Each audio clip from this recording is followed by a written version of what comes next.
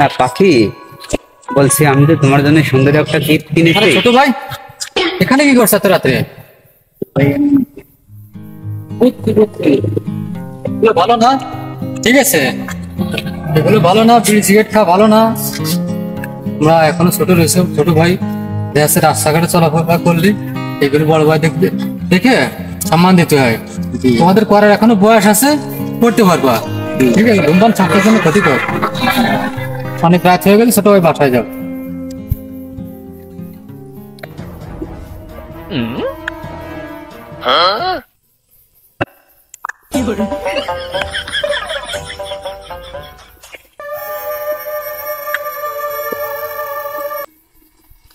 হ্যাঁ ময়না, কি খবর?